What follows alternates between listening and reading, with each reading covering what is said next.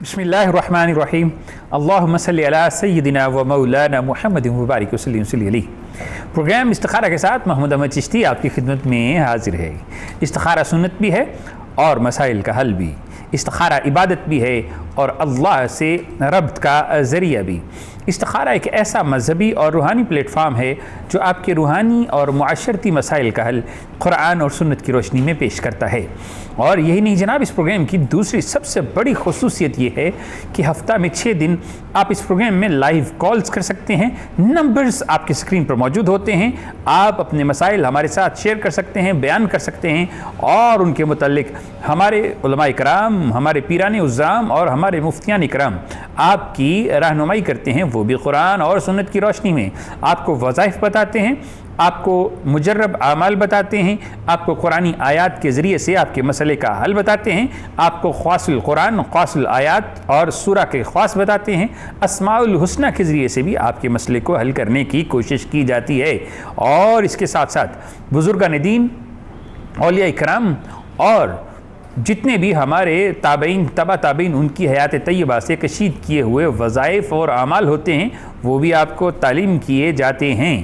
اور اگر آپ جامع انداز میں رہنمائی حاصل کرنا چاہتے ہیں تو جناب آپ کو خط لکھنا پڑے گا، اور خط کا ایڈریس بھی آپ کی اسکرین پر موجود ہوتا ہے۔ آپ اس ایڈریس پر خط لکھ سکتے ہیں، اپنا مسئلہ جامع انداز میں بیان کر سکتے ہیں، لیکن جناب شرط صرف ایک ہے کہ آپ کو جوابی لفافہ بھی بھیجنا پڑے گا، تاکہ آپ ہی کے بھیجے گئے جوابی لفافہ میں آپ کے مسئلے کا حل تحریر فرما کر آپ ہی کو ارسال کیا جا سکے۔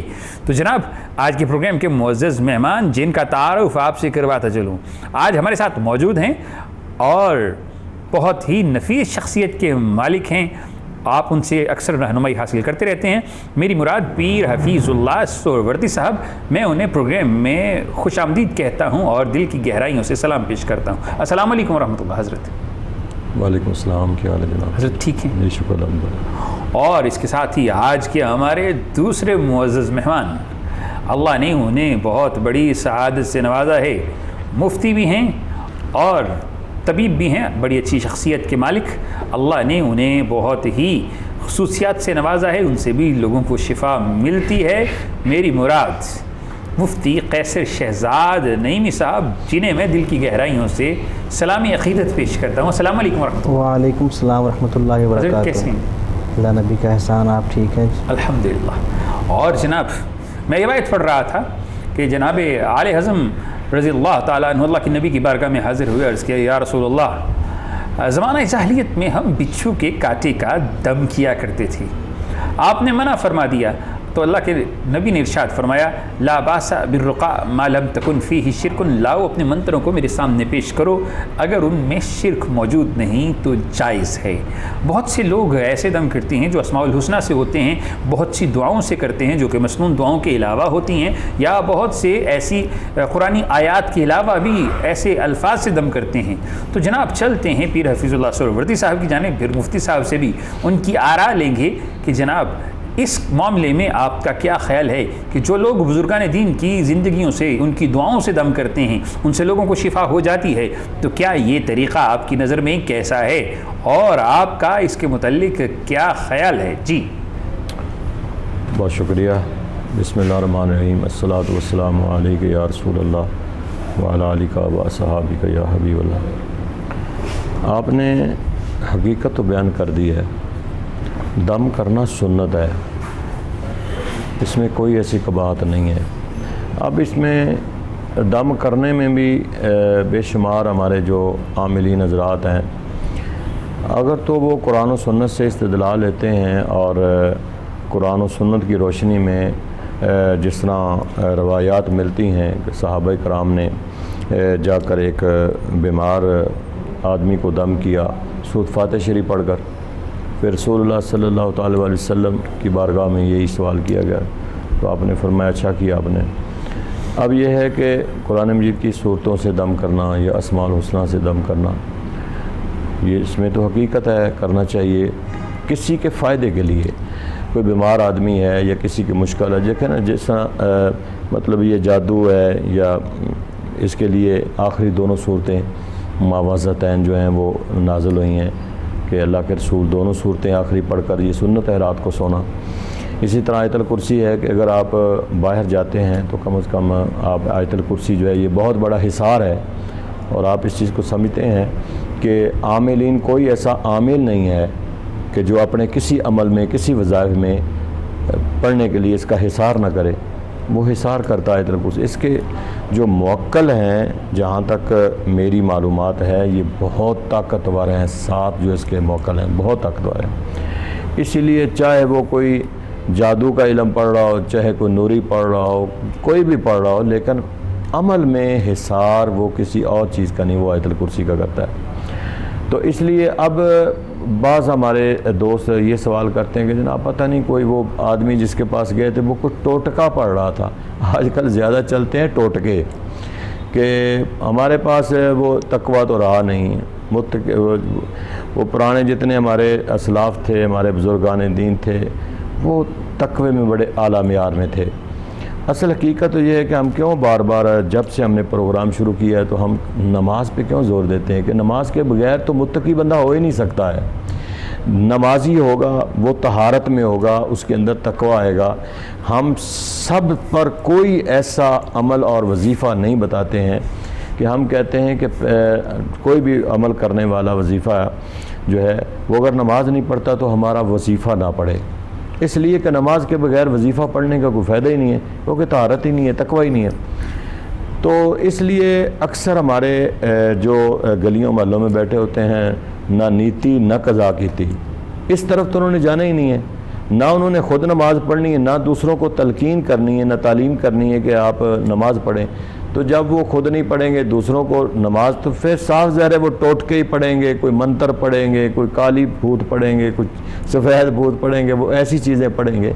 تو یہ کوئی شرعاً جائز نہیں ہے، اس لیے کہ ہم، اور غالباً ایسے لوگوں کے پاس جانا بھی انسان کو شرک کی طرف راغب کرتا ہے۔ صاف ظاہر ہے کہ جو دیکھیں نا، شرکیہ کلام پڑھتے ہیں، جس چیز کا ہمیں پروف ملتا ہے، جو سنت سے ثابت ہے، وہ تو اللہ کی کتاب ہے، قرآن ہے۔ ہم قرآن پاک پڑھتے ہیں، یا ہم ہمارے جو بزرگان دین، ہمارے اسلاف جو اسماء الحسنہ ہیں، اللہ کے صفاتی نام ہیں، ہم ان کا ورد وظائف کرتے ہیں، اور وہ بھی قرآن پاک میں وہ سارے الفاظ تقریباً سارے لفظ جو ہیں وہ قرآن پاک میں موجود ہیں۔ کوئی ایسا لفظ نہیں ہے کہ جو ہم بتائیں تو وہ قرآن پاک میں نہ ہو۔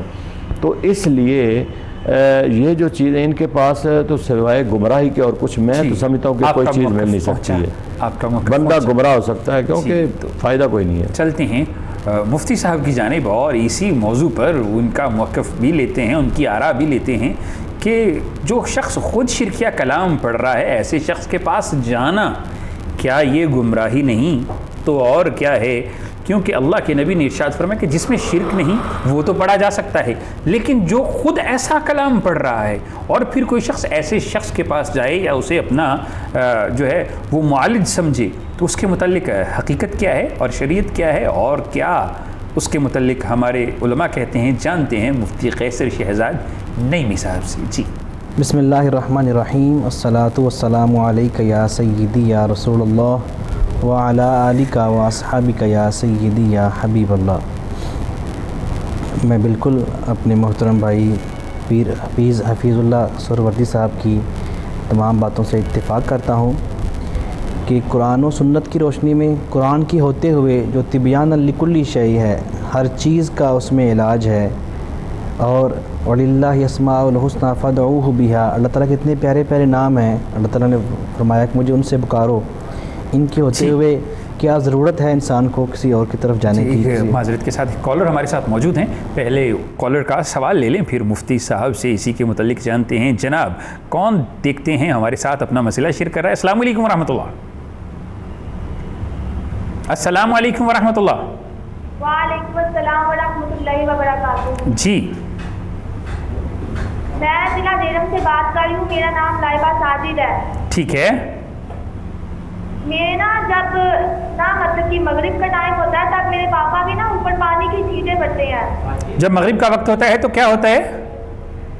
جب مغرب کا ٹائم ہوتا ہے تو میرے پاپا کے اوپر پانی کے چھینٹیں پڑتے ہیں، پانی کے چھینٹے گرتے ہیں۔ ٹھیک ہے، اور یہ کب سے ایسا معاملہ ان کے ساتھ چل رہا ہے، آپ کے والد گرامی کے ساتھ؟ ये मामला तकरीबन कल ही हुआ है मेरे पापा के साथ, 2 दिन हो गए हैं, 2-3 दिन हो गए। 2-3 दिन से चल रहे हैं, ठीक है। उससे पहले कभी ऐसा हुआ? नहीं, सिर्फ अभी हुआ है 2-3 दिन पहले, उससे पहले कभी नहीं हुआ। अच्छा, तो उसमें कोई ऐसा मामला तो नहीं कि बारिश का मौसम या किसी दरख्त के नीचे कोई ऐसा कॉज जो बज़ाहिर समझ में ना आ रहा हो? चलें, आप ऐसा करें, अपने वालिद साहब का नाम बता दीजिए। मेरे पापा का नाम साजिद है। और उनकी वालिदा का नाम, यानी आपकी दादी का नाम? ताहिरा सुल्ताना वालदा का नाम है। ठीक है। और उम्र कितनी है उनकी? मेरी अब्बू की उम्र तकरीबन है 50 साल। चलें जी, आपका सवाल हम तक पहुंचा। मुफ्ती कैसर शहजाद नईमी साहब गुफ्तगू कर रहे थे, उन्हीं से इसका हल भी जानते हैं और फिर वो आगे अपनी गुफ्तगू भी जारी रखेंगे। जी मुफ्ती साहब। जी, जैसे कि आपने सवाल में ही बेटी से कुछ मज़ीद सवाल किए, तो पहली बात तो ये है कि अच्छी तरह इसको इंश्योर करें कि ये पानी किसी मुसलसल एक जगह पे ना बैठ रहे हों जहाँ पे बाज़ औक़ात पानी का निकास ऐसा होता हो कि उससे चींटे पड़ जाते हों, ठीक है। बाकी नमाज की पाबंदी करें, कोशिश किया करें कि अपने जिस्म और कपड़ों को पाक रखें, और सुबह जब घर से निकलते हैं उस वक्त और रात सोते वक्त 3-3 बार मुआवज़तैन कुरान पाक की जो आखिरी 2 सूरतें हैं, सूरह फलक और नास, ये पढ़ के अव्वल आखिर दुरूद शरीफ के साथ अपने ऊपर दम कर लिया करें। इंशाअल्लाह रहमान अगर कोई उनके ऊपर अमल करने की कोशिश कर रहा हो तो इससे महफूज रहेंगे वो। जी, और जो गुफ्तगू आप फरमा रहे थे कि कुरान मजीद बुरहान रशीद की मौजूदगी में किसी और कलाम की तरफ रुख करना, वो कैसा? अल्लाह ताला कुरान में इरशाद फरमाता है वला रतबी वला याबिसिन, कोई ऐसा खुश्क ज़र्रा, कोई तर चीज़ ऐसी नहीं जिसका जिक्र कुरान पाक में नहीं। तो कुरान पाक जैसी किताब जो कि किताब शिफा भी है, किताब हिदायत भी है, उसके होते हुए ज़रूरत नहीं है किसी और की तरफ जाने की। और बिलखसूस जिनके मंतर या जिनके कलाम या जिनकी गुफ्तगू शिरकिया हो, उनसे तो कतअन उनके पास बैठना भी गुनाह कबीरा है। उनसे दम कराना तो बड़ी दूर के पास, उनके पास जाना, उनके साथ बैठना, उनसे जो है वो अपना उन्हें रूहानी मालज मानना अपना, ये गुनाह कबीरा है। और कुरान पाक में ऐसे लोगों के साथ बैठने से भी मना किया गया है। वला तक़अद वज़िक्रा मअल कौमि ज़ालिमीन, ये ज़ालिम लोग हैं जो अल्लाह के साथ शिरक ठहराते हैं, और शिरक को कुरान पाक में ज़ुल्म अज़ीम कहा गया है। तो ऐसे लोगों के पास बैठना जाना सब गुनाह और हराम है, लिहाजा ऐसे लोगों से अवॉइड करना चाहिए। और कुरान में अल्लाह ताला ने अल्लाह के नबी सल्लल्लाहु अलैहि वसल्लम हज़रत हुसैन करीमैन को दम फरमाया करते थे नज़र बद से बचने के लिए। तो दम तो कुरान पाक से साबित है और अहादीस से साबित है, और वही दम जो सुन्नत रसूल सल्लल्लाहु अलैहि वसल्लम से हो, कुरान पाक से हो, अल्लाह ताला के प्यारे प्यारे नामों से हो, वो करें तो जायज़ है, बाइस सवाब है और मुसीबतों से महफूज रखता है। लेकिन जो है ना जादू, और जादू भी वो जो लोगों को नुकसान पहुँचाने के लिए, और स्पेशली कुरान पाक में जहाँ जादू का जिक्र आता है वहाँ पे अल्लाह ताला फरमाता है कि अन युफ़र्रिक़ु बैनल मरई व ज़ौजिही, कि वो जादूगर जो जादू का इल्म करते हैं उनकी कोशिश ये होती है कि वो ख़ानदानों में तफ़रक़ा डालें, बिलखसूस मियाँ बीवी के दौरान उन दोनों के दरमियान तफ़रक़ा डालना, उनके दोनों के दरमियान अदावत डालना, उन दोनों के दरमियान जुदाई डाल देना।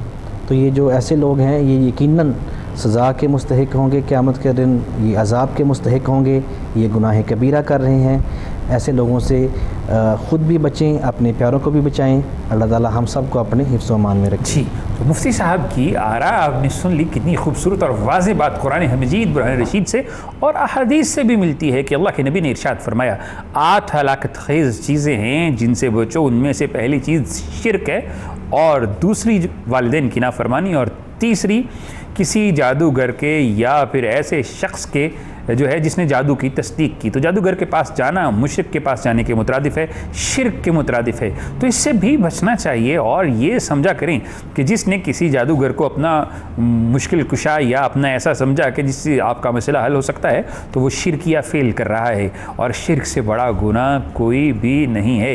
इस चीज़ को हमें सोचते रहना चाहिए। नंबर्स आपकी स्क्रीन पर मौजूद हैं, आप इन नंबर्स पर कॉल कर सकते हैं, अपना मसला बयान कर सकते हैं। अगर आप परेशानियों का शिकार हैं तो जनाब इस्तिखारा का پروگرام آپ کے لیے آپ کی پریشانی کا حل بن سکتا ہے، اور اگر آپ مصیبتوں اور رشتوں کی بندش میں مبتلا ہیں تو پھر یہاں سے وظائف آپ کے لیے حاضر ہیں، اور اگر آپ یہ سمجھتے ہیں کہ برکت نہیں ہے تو برکت کے لیے بھی یہاں سے بہت ہی خوبصورت قرآنی آیات کا گلدستہ آپ کو پیش کیا جا سکتا ہے، یا پھر کسی قرآن کی سورت کے خاص آپ کو بتائے جا سکتے ہیں۔ اگر آپ مقروض ہیں تو قرض سے بچنے کے لیے کیا پڑھنا چاہیے، کیا کرنا چاہیے، ہمارے علماء کرام اس معاملے میں بھی آپ کی رہنمائی فرمائیں گے۔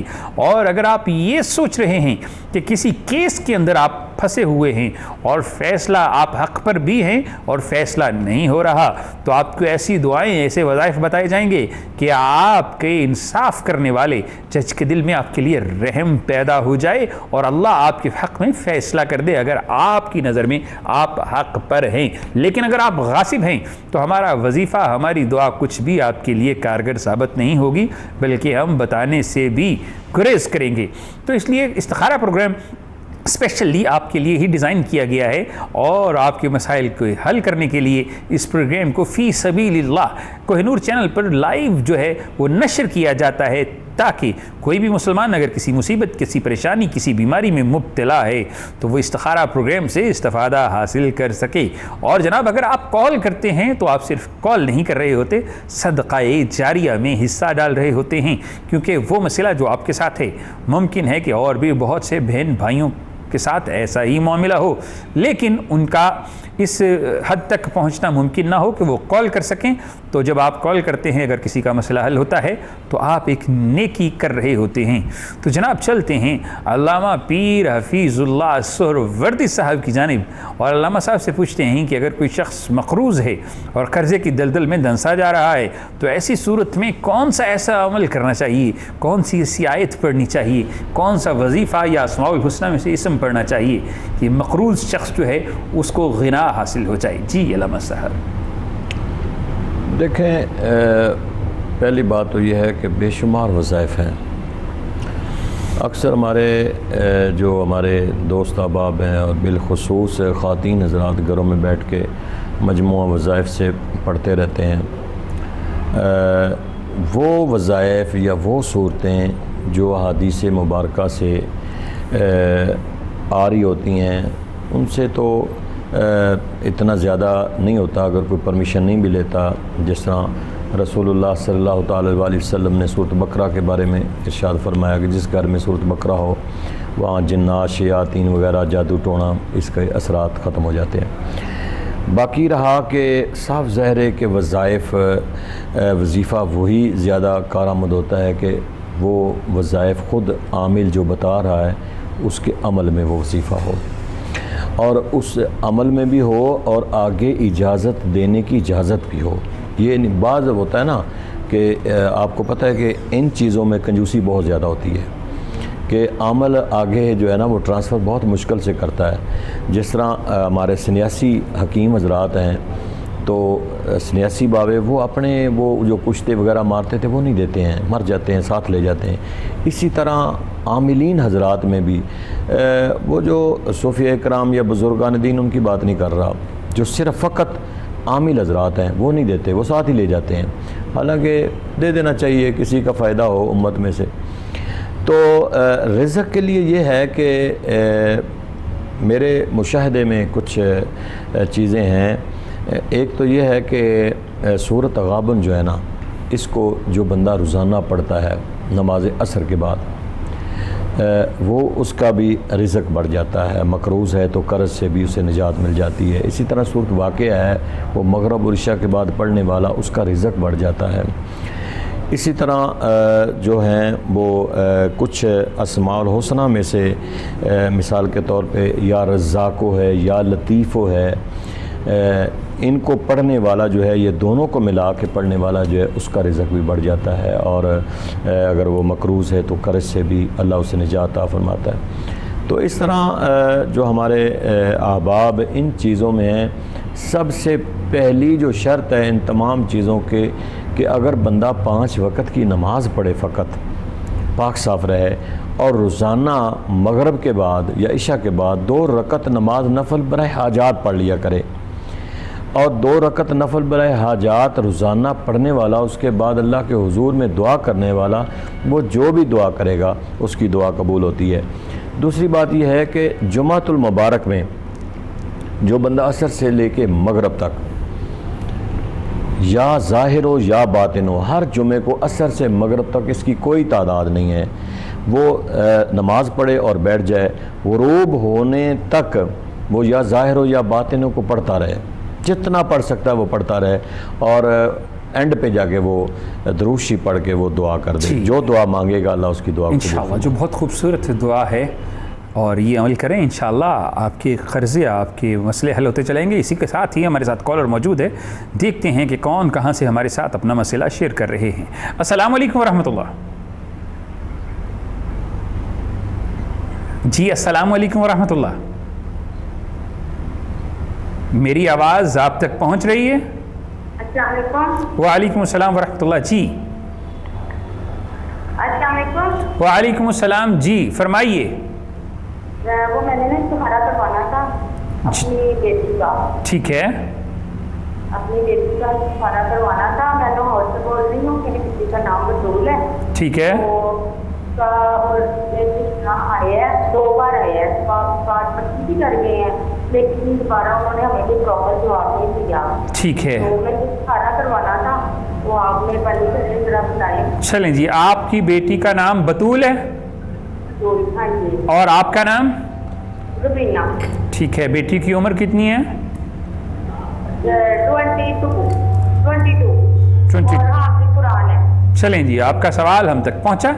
ہماری یہ پیاری بہن لاہور سے کال کر رہی تھیں اور یہ اپنی بیٹی کے متعلق پریشان ہے، اس کا رشتہ 2 مرتبہ آیا لیکن خاطر خواہ کہیں پر کوئی نتائج نہیں، ان کی مرضی کے مطابق انہیں حاصل ہو سکے، تو چلتے ہیں پیر حفیظ اللہ سہروردی صاحب کی جانب اور ان سے پوچھتے ہیں کہ جناب کیا پڑھے یہ ہماری پیاری بہن کی اللہ ان کے مسائل حل فرما دے۔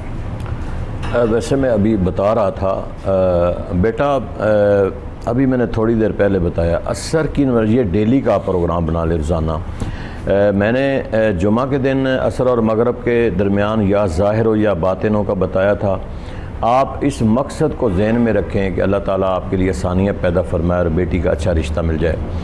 استخارہ آپ کا یہ جلدی ہو جائے گا انشاءاللہ، جو آپ مشکل سمجھ رہی ہیں یا آ رہی ہے، کسی کے پاس جانے کی ضرورت نہیں ہے اور نہ کوئی ایسا نیگیٹو آپ کو سوچنا چاہیے کہ پتہ نہیں کیوں ایسے ہو رہا ہے، کچھ نہیں ہوتا۔ بعض دفعہ ابھی بیٹی کی اتنی عمر بھی نہیں ہے اور اللہ تعالیٰ کی طرف سے تھوڑا سا تاخیر ہے، تو انشاءاللہ ہو جائے گا۔ تو روزانہ عصر اور مغرب کے درمیان یا ظاہر ہو یا باطن ہو 313 مرتبہ پڑھیں آپ، اول آخر 11 مرتبہ دروشی پڑھیں، خود نماز پڑھیں، بیٹی کو کہیں سختی سے کہ وہ نماز پڑھے، نماز نہ چھوڑیں آپ انشاءاللہ۔ اور مغرب کی نماز یعنی 313 مرتبہ یا ظاہر ہو یا باطن ہو پڑھنا ہے، مقصد ذہن میں رکھنا ہے۔ غروب آفتاب ہو جائے گا، نماز مغرب پڑھ کے 2 رکعت نماز نفل برائے حاجات پڑھنے ہیں، اس کے بعد ماں ہیں ہاتھ اٹھا کے اللہ کے حضور میں دعا کریں اپنی بیٹی کے لیے، انشاءاللہ بہت جلد رشتہ ہو جائے گا۔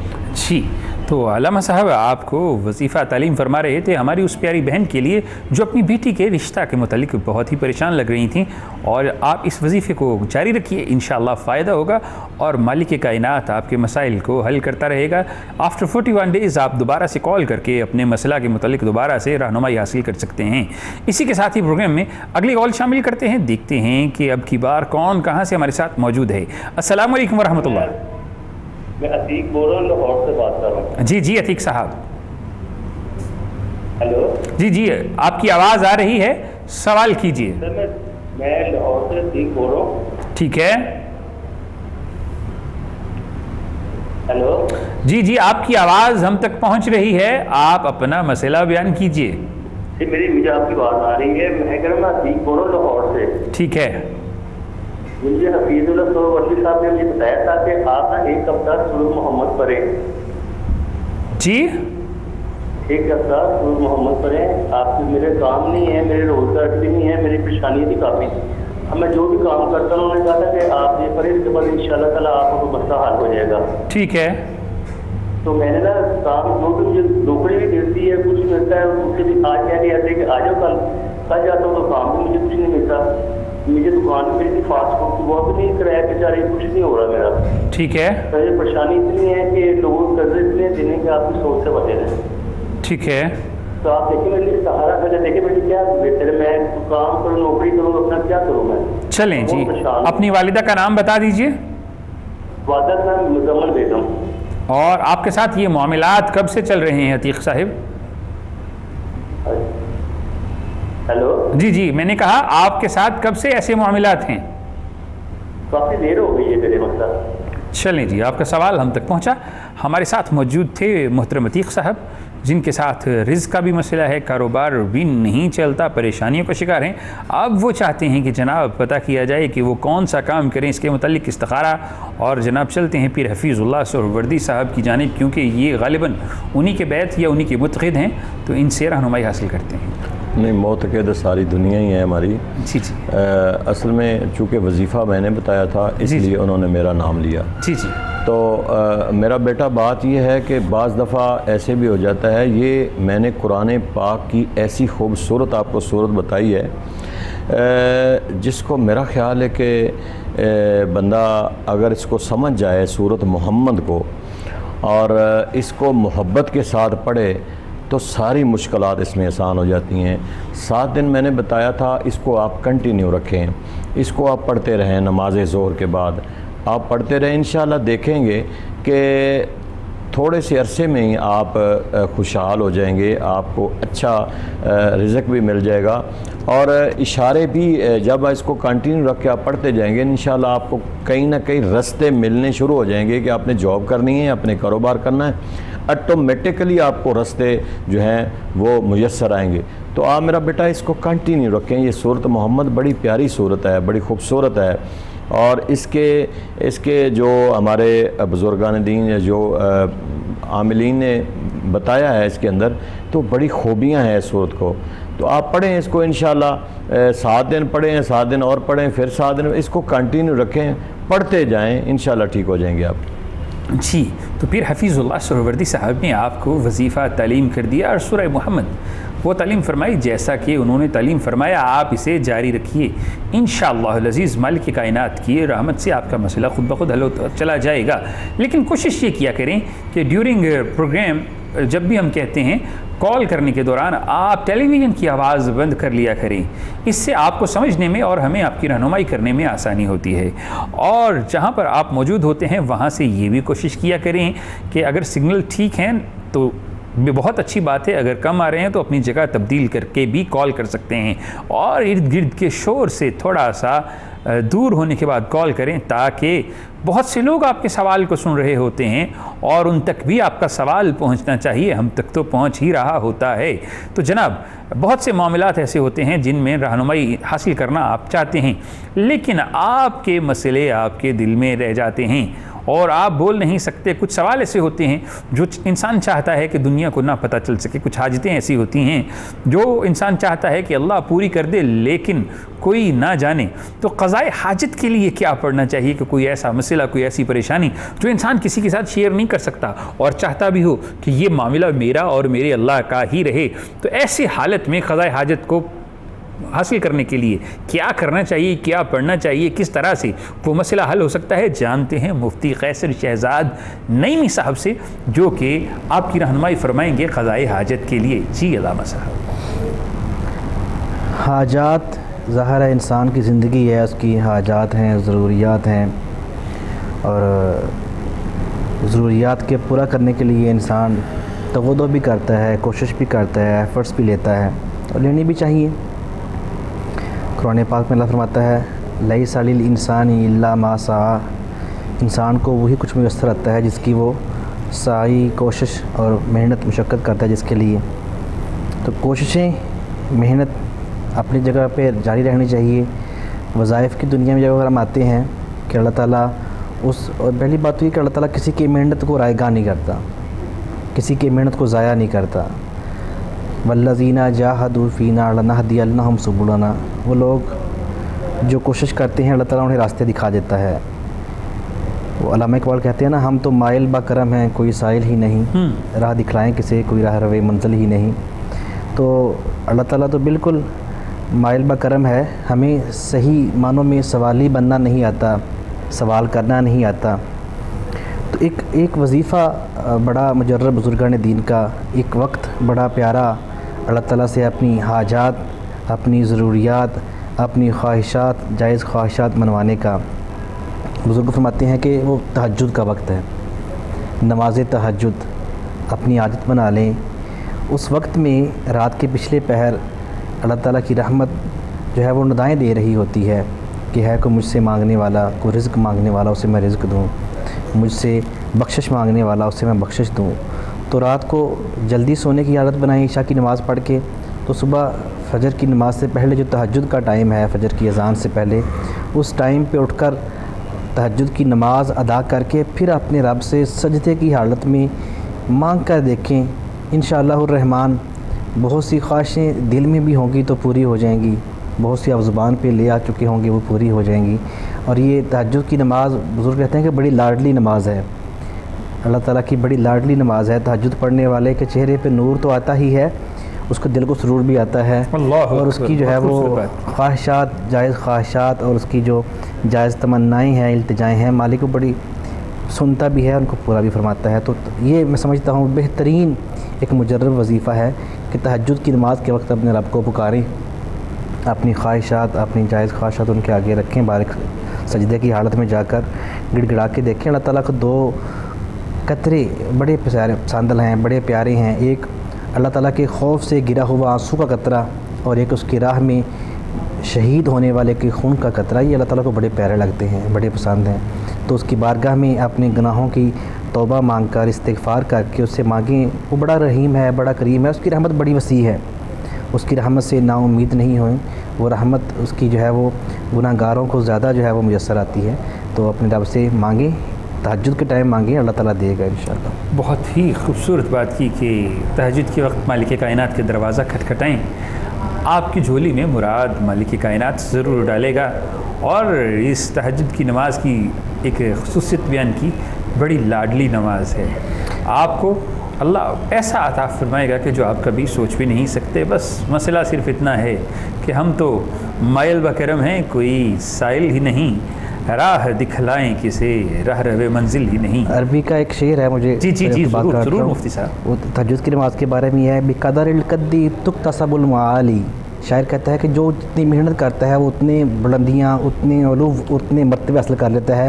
ومن طلب الاولی سحر اللیالی، تو شاعر کہتا ہے کہ میرا تجربہ، میرا تجزیہ، میرا جو ہے وہ آبزرویشن، مشاہدہ اگر جاننا ہے آپ نے تو من طلب الاولی سحر اللیالی، جو بلندیوں کا طلبگار ہے وہ اپنی راتوں کو سحر بنا لے، سحری ٹائم اٹھ جائے تو بہت کچھ مل جاتا ہے۔ واہ، بڑی خوبصورت بات کی کہ جو بلند مراتب اور مقام حاصل کرنا چاہتا ہے وہ سحری کے وقت اٹھے اور اپنی راتوں کو اللہ کی بارگاہ میں پیش کرے۔ وہ کیا علامہ مرحوم فرماتے ہیں، عطار ہو، جامی ہو، رومی ہو، غزالی ہو، عطار ہو، جامی ہو، رومی ہو، غزالی ہو، کچھ ہاتھ نہیں آتا بے آہ سحرگاہی۔ جناب اپنی راتوں کے سجدوں کو، اپنی نیند کو اللہ کی رضا پر قربان کر کے دیکھیے، مرتبے بھی بلند ہوتے چلے جائیں گے، مقام بھی ملتے چلے جائیں گے، حاجتیں بھی پوری ہوتی چلی جائیں گی، عزتیں آپ کو اللہ عطا فرمانے والا ہے۔ بس کرنا صرف اتنا ہے کہ اپنی راتوں کو اللہ کے نام کر دیجئے، پھر دیکھیے کہ سکون کیسا ملتا ہے اور سرور کیسا ملتا ہے، کیفیت کیسے بدلتی ہے۔ تو جناب یہ درس وہ ہوتا ہے جو فی سبیل اللہ اور والہانہ انداز میں فی البدی آپ تک پہنچ جاتا ہے۔ جو فی البدی آپ تک یہ چیزیں پہنچتی ہیں ان میں ایک الگ ہی تاثیر ہوتی ہے، وہ واقعی دل کی کیفیتوں کو بدل دیتا ہے۔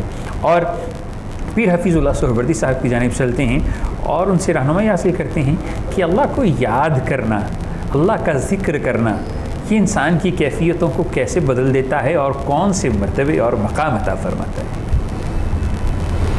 دیکھیں جی، سب سے بڑا تو آقی مثالات علی ذکری، نماز سے بڑا تو کوئی ذکر نہیں ہے کہ اللہ کے قرب میں جانے کے لیے نماز عبد اور معبود کے درمیان سب سے بڑی کمیونیکیشن ہے، کمیونیکیشن رابطہ، کہ عبد جب نماز میں کھڑا ہوتا ہے تو سب سے زیادہ اللہ کے قرب میں ہوتا ہے، اللہ کے قریب ہوتا ہے۔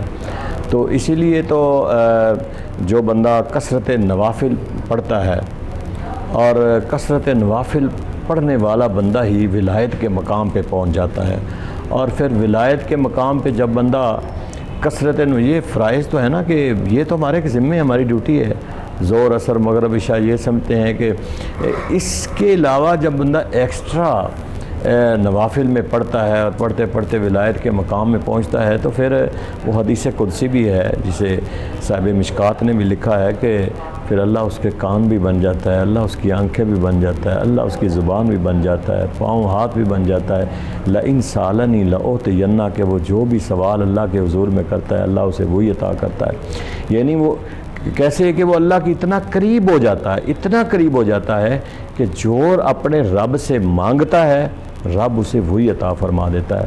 تو میں سمجھتا ہوں کہ باقی وظائف اپنی جگہ پہ، ایک بندہ قرآن پاک کی تلاوت نہ چھوڑے۔ میں نے چشتی صاحب کئی ایسے دوستوں کے جنازے پڑھے ہیں، بظاہراً وہ ایسے لگتا تھا ہم جیسے ہیں، لیکن وہ قرآن کو بڑا کثرت سے پڑھتے تھے، یعنی جب دیکھنا قرآن پاک۔ ان کے میں نے جنازے پڑھے ہیں، اتنے جنازے کہ اللہ والوں کے یہ جنازے سے ثابت ہو جاتا ہے کہ یہ اللہ کے نیک برگزیدہ بندے ہیں۔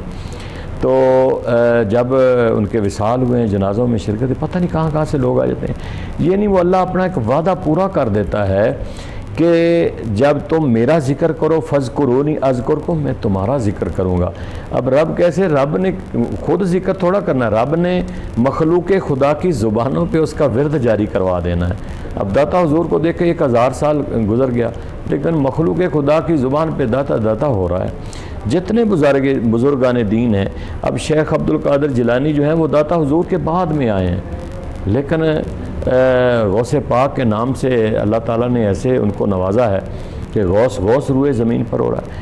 تو حقیقت یہ ہے کہ یہ کوئی بھی ولی کثرت نوافل کی وجہ سے ولایت کے مقام پہ پہنچتا ہے۔ نماز اقیم الصلاۃ لذکری، سب سے بڑا ذکر جو اللہ تعالیٰ کا ہے وہ نماز ہے۔ نماز کے اندر ہی سارے ذکر موجود ہیں۔ قرآن پڑھنے والا ہو، نماز کے اندر قرآن ہے، پھر کہ وہ آقا کریم علیہ الصلوۃ والسلام پر کثرت سے درود شریف پڑھنے والا ہو۔ درود شریف کثرت سے پڑھنے والے کو اللہ کے محبوب کا دیدار ہوتا ہے، اور جس کو صاحب قرآن اپنا دیدار کرا دیں، اس سے بڑی کوئی شخص کے لیے سعادت مندی ہے، بہت سعادت مندی ہے۔ تو اس لیے میں سمجھتا ہوں کہ اگر کوئی بندہ یہ کہے کہ میں اللہ کا دیدار کرنا چاہتا ہوں، میں اللہ کے قریب ہونا چاہتا ہوں، جہاں نماز پڑھتا ہے وہاں رات کو، جیسے کہ بلا مفتی صاحب فرما رہے تھے کہ وہ جو تہجد کا ٹائم ہے نا، وہ بڑا قیمتی ٹائم ہے۔ دنیا میں وہ خواب ہوتی ہے، دنیا آج کل تو ویسے ہی میرا خیال ہے کہ سسٹم ہی سارا ہمارا ڈسٹرب ہو گیا، کہ جس وقت بزرگان دین کا تہجد کے وقت اٹھنے کا ٹائم ہوتا تھا، آج اس وقت ہم سوتے ہیں جا کے۔ تو جب اس وقت ہم نے سونا ہے تو نماز، تہجد تو بڑی دور کی بات ہے، قبلہ صبح کی نماز بھی گئی، ہمارے سونے کا ٹائم خراب ہو گیا، ہمارے کھانے کا ٹائم خراب ہو گیا، ہمارا مسلمانوں کا نظام سارا درم برم ہو گیا، ہم نے ہر چیز کا سسٹم چینج کر دیا۔ تو میں سمجھتا ہوں کہ اگر اللہ کے قرب میں قریب ہونا چاہتا ہے بندہ تو وہ نماز کی طرف۔ جی جناب، استخارہ کا پروگرام آپ کے لیے سجایا گیا، آپ کے لیے ترتیب دیا گیا، اور آپ کے مسائل حل کرنے کے لیے فی سبیل اللہ اس پروگرام کو نشر کیا جاتا ہے۔ دیکھنے اور سننے والوں کے لیے جناب نمبر سکرین پر موجود ہیں، آپ ان نمبرز پر کال کر سکتے ہیں، اپنا مسئلہ بیان کر سکتے ہیں، اور اپنے مسائل کے لیے، ان کے حل کے لیے آپ وظائف جان سکتے ہیں، مجرب اور اکثیر اعمال جان سکتے ہیں۔ ہمارے علماء کرام، ہمارے پیران عظام اور مفتیان کرام آپ کی رہنمائی کرتے ہیں، وہ بھی قرآن اور سنت کی روشنی میں، اور یہی ہماری کوشش ہوتی ہے کہ شاید ہماری زبان سے نکلا ہوا ایک لفظ کسی کے لیے آسانی کا باعث بن جائے، کسی کا مسئلہ حل ہونے کا ذریعہ بن جائے، شاید کسی کی تقدیر بدل جائے، اور اس کے لبوں سے نکلی ہوئی دعا اور اس کے دل سے نکلی ہوئی صدا ہماری بھی تقدیر سنوار دے۔ یہی کوشش ہوتی ہے۔ تو جناب یہ آپ کی بھی سعادت ہے اور میری بھی سعادت ہے کہ مفتی قیصر شہزاد نعیمی جیسی شخصیت ہمارے ساتھ موجود ہے۔ تو ان سے پوچھتے ہیں کہ جناب اللہ کی رضا کے لیے، جیسے وہ کہا جاتا ہے نا، من احب للہ وابغض للہ وعطا للہ ومنع للہ فقد استکمل الایمان کہ جس نے اللہ کے لیے محبت کی، اللہ کے لیے کسی سے تعلق کو توڑا، اللہ کے لیے کسی کو عطا کیا، اللہ کے لیے اپنے ہاتھ کو روکا، تو اللہ وہ یہ سمجھے کہ اس کا ایمان مکمل ہے، تو اللہ کی رضا کے لیے کسی کے کام آ جانا کیا یہ صدقہ ہے، اور اس چیز کے کیا مراتب ہیں، اللہ کی رضا کے لیے کسی سے تعلق کو بنانا یا ملنا، اس کا کیا اجر ہے، جانتے ہیں مفتی قیصر شہزاد نعیمی صاحب سے۔ بسم اللہ الرحمن الرحیم۔ آپ نے جو حدیث بہت مبارکہ پیش کی کہ جو اللہ کے لیے جو ہے وہ کسی سے تعلق رکھتا ہے، اللہ ہی رضا کے لیے تعلق توڑتا ہے، جوڑتا ہے، بیٹھتا ہے، اٹھتا ہے، تو اس کا ایمان جو ہے وہ مکمل ہونے کی نشانی ہے۔ تو نبی پاک صلی اللہ علیہ وآلہ وسلم کی حدیث مبارکہ ہمیں ہے الناس علی دین خلیلہ، لوگ اپنے دوست کے دین پہ ہوتے ہیں، فَلْيَنْظُرْ أَحَدُكُمْ مَنْ يُخَالِلْ، تم میں سے ہر ایک کو چاہیے کہ وہ دیکھے وہ کسے اپنا دوست بنا رہا ہے۔ تو مین از نون بائی ہز کمپنی، انسان اپنی دوست، اپنی اٹھک بیٹھک، اپنے ساتھ بیٹھنے والوں کی جو ہے وہ وجہ سے جاننا پہچانا جاتا ہے، لہٰذا اپنا اٹھنا بیٹھنا اچھے نیک اور دیندار لوگوں کے ساتھ رکھیں۔ ایک اور جس مبارکہ میں ہے الاخلاء یومئذ بعضهم لبعض عدو الا المتقین، اخلاء جمع ہے خلیل کی کہ دوست قیامت کے دن، جیسے کہ قرآن پاک کی اور آیت بھی آتا ہے یوم یفر المرء من اخیہ و امہ و ابیہ و صاحبتہ و بنیہ، انسان ہر ایک سے بھاگے گا، ماں بچے سے، باپ بیٹے سے، بہن بھائی سے، میاں بیوی سے، سب ایک دوسرے سے دور ہو رہے ہوں گے، سب کو اپنی پڑی ہوگی۔ تو جس میں مرکب آتا ہے الاخلاء یومئذ بعضهم لبعض عدو، اس دن دوست بھی ایک دوسرے کے دوست نہیں ہوں گے، سب ایک دوسرے سے بھاگ رہے ہوں گے، دشمن ہوں گے، الا المتقین، ہاں جو دوستی اللہ کی رضا کے لیے ہے، تقویٰ کی بنیاد پہ جو دوستی ہے کسی سے، وہ دوستی اس دن بھی کام آئے گی۔ تو اپنا بیٹھنا، اپنا اوڑھنا بچھونا اچھے دیندار نیک لوگوں کے ساتھ رکھیں، اور اگر آپ کو ایسی صحبت میسر آ جاتی ہے، یک زمانہ صحبت با اولیاء بہتر از 100 سالہ اطاعت بے ریا، کہ اللہ کے نیک بندوں کے ساتھ ایک صحبت، ایک گھڑی، ایک آن، ایک لمحے کے لیے بیٹھنا انسان کی زندگی تقدیریں بدل دیتی ہے۔ تو اپنا اچھے لوگوں کے ساتھ، نیک دیندار اللہ والے لوگوں کے ساتھ اٹھنا بیٹھنا، علم والوں کے ساتھ اٹھنا بیٹھنا رکھیں، اور وہ اٹھنا بیٹھنا بھی اللہ کی رضا کے لیے ہو، کسی دنیاوی لالچ، کسی دنیاوی ہوس یا مقصد کے لیے نہ ہو، اللہ کی رضا کے لیے ہو، تو وہ آپ کی جو ہے وہ دنیا اور آخرت دونوں کے کام آئے گا۔ لہٰذا خود اور اپنے جاننے والوں کو یہ میرا پیغام ہے کہ اپنے بچوں کی لازمی ان کی چیک کریں کمپنی کیا ہے، کیسے لوگوں سے بیٹھ رہے ہیں ان کا، کیونکہ ایک مچھلی پورے تالاب کو گندا کر دیتی ہے۔ ان کی بیٹھک میں اگر ایک بھی ایسا شخص ہوا جس کی جو ہے وہ کریکٹر ٹھیک نہ ہوا، تو باقی لوگوں کا کریکٹر بھی خراب کر سکتا ہے۔ بہتر یہ ہے کہ اپنی جو ہے وہ کمپنی، انسان جب دوستیاں بنا رہا ہوتا ہے تو وہ اپنی جنازے کی پہلی صف جو ہے وہ سمجھ لیں تشکیل دے رہا ہوتا ہے۔ تو اب آپ نے دیکھنا ہے کہ آپ اپنے جنازے کی پہلی صف میں کیسے لوگ کھڑے دیکھنا چاہتے ہیں۔ اللہ اکبر، ایسے لوگوں سے دوستیاں بنائیں جن کو جنازہ بھی پڑھنا آتا ہو، ایسے نہ ہو کہ وہ جنازے والے دن جو ہے وہ مرے تھے جن کے لیے وہ رہے وضو کرتے ہیں، نماز جنازہ پڑھی آ کے میری غیروں نے، ایسا حال نہ ہو۔ تو اپنی بیٹھک، اپنا بیٹھنا اچھے لوگوں کے ساتھ، اللہ والے لوگوں کے ساتھ، دیندار اور علم والے لوگوں کے ساتھ رکھیں، انشاءاللہ دنیا اور آخرت دونوں میں بھلائی ہو جائے گی۔ جی، تو مفتی صاحب نے بہت خوبصورت بات کی کہ جب آپ تعلق بنا رہے ہوتے ہیں تو دیکھا کریں، اور وہ صرف تعلق نہیں ہوتا بلکہ آپ کے جنازے کی پہلی صف ہوتی ہے، اور دیکھا کریں کہ آپ کیسے لوگوں سے تعلق بنا رہے ہیں، کیا وہ اس قابل بھی ہیں کہ انہیں جنازہ آتا بھی ہے اور وہ آپ کے لیے دعا کر بھی سکتے ہیں، یا پھر خیر جی آپ نے سوچنا ہے۔ اسی کے ساتھ آج کا پروگرام اپنے اختتام کو پہنچا۔ محمود احمد چشتی کو اجازت دیجیے، میں دونوں مہمانان گرامی ان کا شکریہ ادا کرتا ہوں کہ وہ تشریف لائے، اور میں پیر حفیظ اللہ سہروردی صاحب سے گزارش کروں گا کہ جناب دعا فرما دیجیے۔ بسم اللہ الرحمن الرحیم، اللہم صلی علی سیدنا و مولانا محمد وعلی آل سیدنا و مولانا محمد وبارک وسلم علیہ۔ اللہم ربنا آتنا فی الدنیا حسنۃ وفی الآخرۃ حسنۃ وقنا عذاب النار۔ پروردگار عالم ہماری دعاؤں کو اپنی بارگاہ میں قبول فرما، روز محشر ہم سب کی اس نیک کاوش کو ذریعہ نجات بنا۔ یا اللہ ہماری دنیا اور آخرت کو بہتر فرما، خاتمہ ایمان بالخیر، وقت نزا ہم سب کو کلمہ پاک نصیب فرما، پوری امت کی خیر فرما، ہم سب کی خیر فرما۔ یا اللہ جو بیمار ہیں انہیں صحت تندرستی عطا فرما، جو پریشان حال ان کی پریشانیوں کو دور فرما، جو مقروض ہیں انہیں قرض سے نجات عطا فرما، بے ہدایتوں کو ہدایت عطا فرما، بے دینوں کو دین کی سمجھ عطا فرما، ہم سب کو دین متین کو سمجھنے کی عمل کی توفیق عطا فرما۔ صلی اللہ علی النبی الکریم الامین وعلی آلہ و اصحابہ اجمعین برحمتک یا ارحم الراحمین۔